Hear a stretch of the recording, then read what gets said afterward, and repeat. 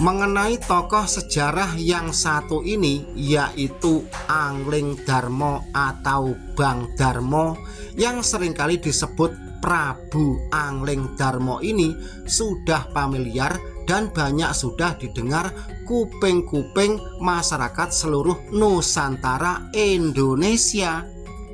Menurut orang para sesepuh di zaman dahulu, raja yang satu ini yaitu Sinuwun Prabu Angling Darmo, walaupun tergolong orang besar, namun tidak terlalu suka untuk gerudak-geruduk rono rene, krembyah-krembyah dengan para pengawal dan para punggawa kerajaan.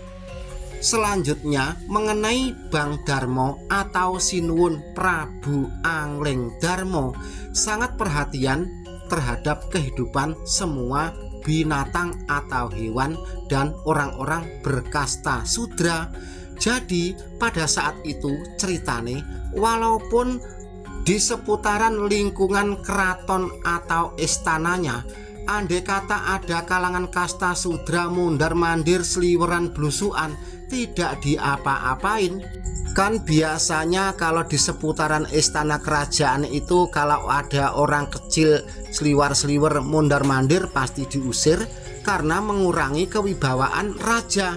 Namun untuk kerajaan Bang Darmo atau Prabu Angling Darmo ini justru dibiarkan, malah di situ disediakan banyak sekali gentong atau genuk yang disebut dengan Tirtodono atau Banyudono. Banyudono itu air yang disediakan siapapun boleh untuk meminumnya. Nah, ternyata sifat mulia seperti itu masih terbawa oleh keturunan Bang Darmo atau Sinuwun Prabu Angling Darmo yang kita temukan di tengah hutan seputaran Kecamatan Bluluk, Kabupaten Lamongan, Provinsi Jawa Timur. Marilah kita simak suasana di seputaran padepokan keturunan dari Sinuwun Angling Darmo ini. Di seputaran padepokan ini, orang-orang kalangan tani warga setempat bebas seliweran dan di sini tanpa ada pengawasan CCTV. Assalamualaikum warahmatullahi wabarakatuh. Di sini ada tulisan Sugeng Rawuh wonten tlatah Malawapati Agung Diningrat. Lokasi ini berada di tengah hutan seputaran Kecamatan Bluluk, Kabupaten Lamongan. Nah, berdasarkan atau dengan literasi yang saya baca di Google itu Mas ya, pemilik tempat ini masih ada sambung tautnya dengan keturunan Prabu Angling Darmo sekitar silsilah atau turun telung puluh itu ke-30 ya. Jadi kalau 3 turunan itu mbah, ibu, bapak dan cucu, tapi di sini turun 30. Lokasinya sudah saya ucapkan apa belum tadi ya? Di tengah hutan seputaran Kecamatan Bluluk, Lamongan. Nah, mengenai lokasi ini coba kita review dulu, kita lihat-lihat dulu, kita jalan-jalan. Bagi Anda yang ingin tahu tentang tempat ini, ikuti terus video ini dari awal sampai tuntas. Nah, di sini ada bangunan yang terbuat dari kayu serta ada beberapa perabotan kerajaan di era Prabu Angling Darmo. Kita perhatikan saja ya. Nah, ini ada kursi manten dan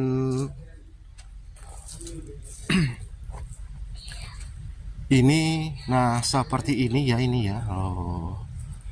Jadi mengenai tempat ini masih kental dengan suasana zaman kerajaan. Oke, dilanjut.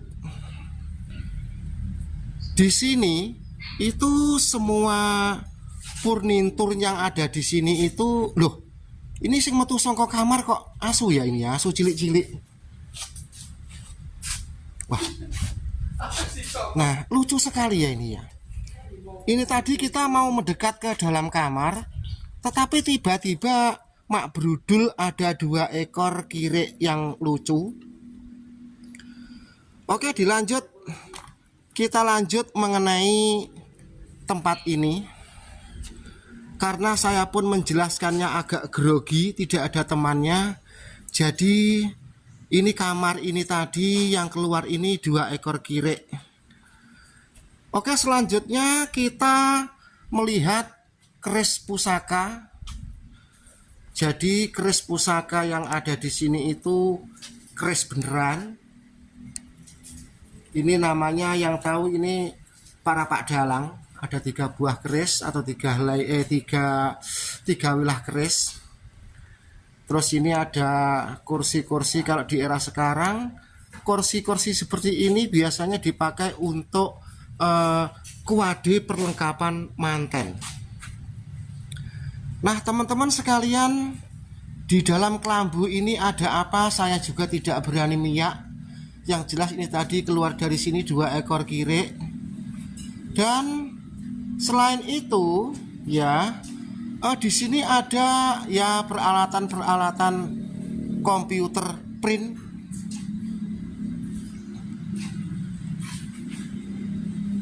Terus mengenai bangunan rumah ini itu amazing sekali, kayu jati dengan ukir-ukiran yang penuh makna.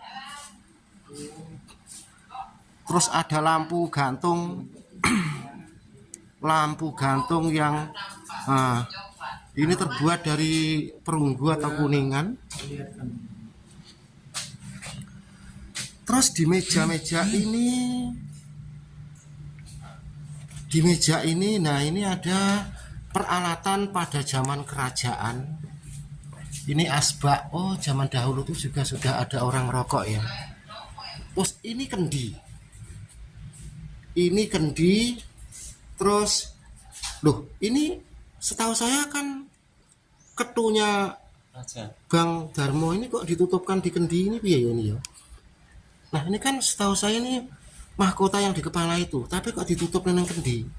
Tapi tidak tahu maknanya, saya juga tidak tahu. Yang jelas kita itu nyuting apa adanya saja ya. Oke, dilanjut. Terus di sana itu juga ada seperangkat alat jaranan HI dan HUA. Itu ada gong, kempul, suwuk, dan gong totok. Ini ya. Nah, terus ini juga ada celengan. Nah, ini eblek celengan ini saya tahu persis ya, penari celeng ini untuk celeng. Terus ini ada gong, bagus sekali. Terus ini ada cekataan jaranan, wah lengkap ya. Itu ada kepang jaranan pegon. Terus di sini juga kendangnya bagus-bagus ini. Ini kendang gendong ini mahal nih ya. Coba kita tabuh ya.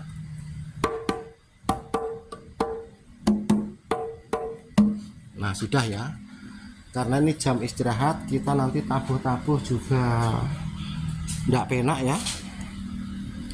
Nah teman-teman sekalian, di pendopo ini dengan dilengkapi seperangkat gong gamelan yang bisa juga dipakai untuk jaranan, juga campur sari, dan juga untuk apa gitu ya. Wah ini tepak ini oh bagus sekali ya. Terus ini, nah begini ya. Oh rupanya lengkap ya gong-gongnya itu. Terus ini juga ada rebab. Terus ini ada siter. Nah ini ya, ini yang cing cing cing.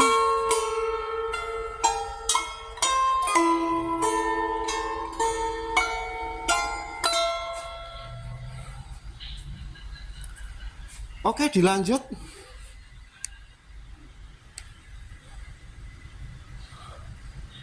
Nah, Anda perhatikan saja ya. Andai kata di masa itu Bang Darmo masih ada, Ndahane seremnya ya. Ndahane serunya kan gitu ya. Terus di sini, nah, di sini itu ada mobil-mobil ya, mungkin ini mobilnya orang yang masih ada garis keturunan ke-30 dari almarhum Prabu Angling Darmo. Ini bapak mencari entung. Pados napa Pak ngoten niku Pak? Entong. Oh, ngoten niku dimasak napa Pak?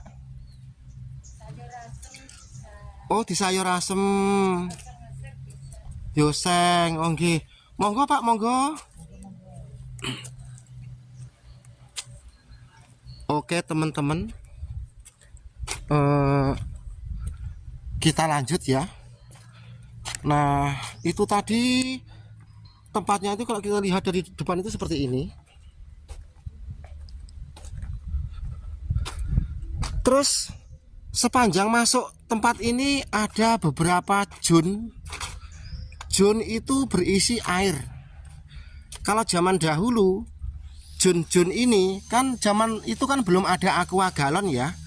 Jadi para prajurit atau punggawa kerajaan itu kalau haus atau ngelak ya tinggal nyiduk saja banyu yang ada di jun ini. Nah, tempat ini setahu saya namanya itu Dono Tirto.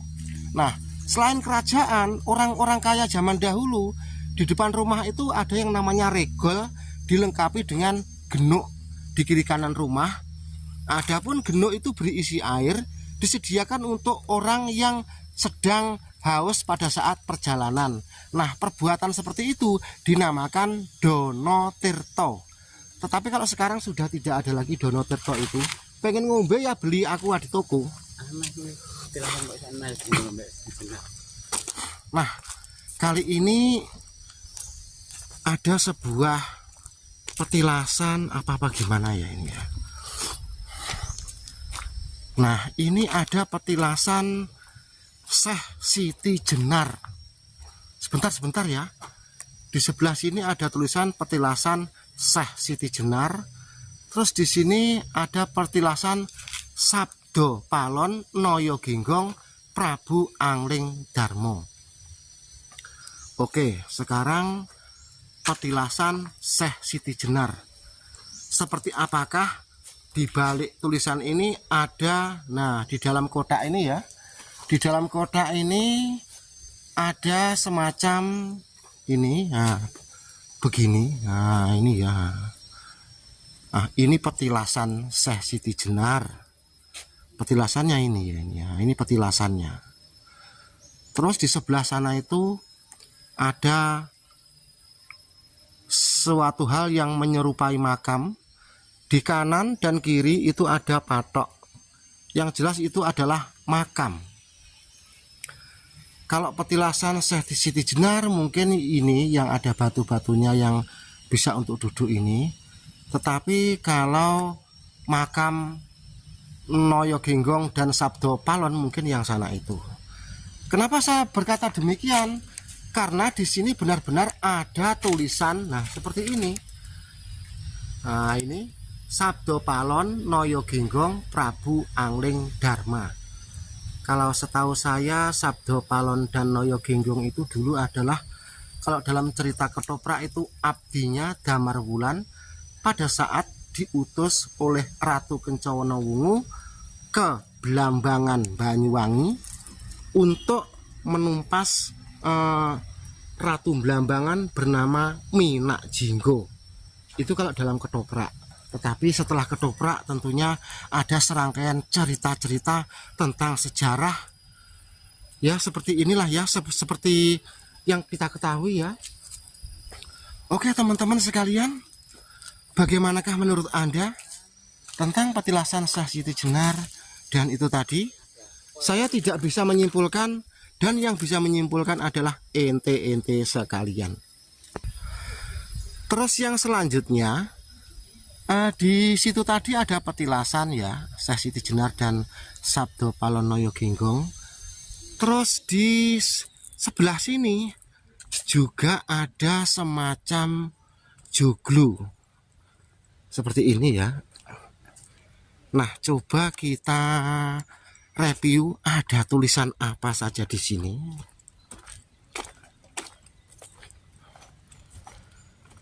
Di sini ada situs Watu Naga. Nah, ini situs Watu Naga. Tapi tinggal watunya. Nah, naganya seperti apa? Coba kita lihat, kita syuting. Nah, di sini itu banyak sekali batu-batu yang menyerupai ulo. Jadi ini itu yang besar itu merupakan kepalanya. Terus di belakang kepala itu kan ada itu ngelekor ke sana itu. Nah, itu badannya. Nah, terus ada lagi ini. Ada yang batunya itu menyerupai kepala, terus di belakangnya itu juga ada badannya. Terus di sana itu gambaran sebuah lubang. Jadi 2 ekor ulo ini seolah-olah sedang keluar dari lubang. Sampai di sini paham ya, teman-teman sekalian? Di sini itu banyak situs-situs. Ya, nanti kita review lagi ya. Selanjutnya mengenai tempat kediaman turunan ke-30 dari Prabu Anglingdarma atau Bang Darmo itu. Ini ada 2, maksudnya ada gapura, 2 tugu. Nah, di situ ada tulisan Hono Coroko yang bunyinya sabar ya, itu Cogor Budoyo, Cagar Budaya Keraton Malawapati. Nah, itu di bawahnya itu sudah ada atau penjelasnya ya. Jadi Hono Coroko itu tulisannya itu kalau dibaca pakai Jawa itu Cogor Budaya Keraton Malawapati. Kan itu kan to diwulu gitu ya. Maksudnya orang diwulu dimplok gitu tidak. Tetapi kan to itu kalau diwulu jadinya ti itu i. Nanti jangan salah paham ya. Diwulu dalam pelajaran apa itu ejaan tulisan Jawa itu artinya i, bukan dimplok. Nah, ini benar-benar berada di tengah hutan Kecamatan Bluluk, Kabupaten Lamongan ini. Selanjutnya dari tempat kediaman keturunan ke-30 Bang Darmo atau Prabu Anglingdarma ini, kita ke arah sana itu, ke arahnya di Masiku timur Pengalor ya. Itu nanti kita sampai di desa atau kampung pedesaan masa kecil Mahapatih Gajah Modo. Jadi kita memakai itu Jawa ya. Nah, karena Gajah Modo itu kan di situ ada desa Modo. Pada saat itu Gajah Modo itu golongan anak yang cepat besar atau longgor, sehingga di kampung itu sama teman-temannya itu dipoyoki, digujuluki gajahnya Desa Modo ya. Jadi dijuluki gajahnya Desa Modo. Jadi nama Gajah Modo itu sebenarnya panggilan. Untuk nama resmi itu yang tahu arkeolog. Nah, saya karena bukan orang arkeolog, kalau orang arkeolog itu gimana saya juga tidak tahu ya. Yang penting kita ini mengeksplor, menjelaskan sesuai dengan yang dijelaskan masyarakat, bukan mengcopy paste dari apa yang dirilis oleh arkeolog. Oke, dilanjut.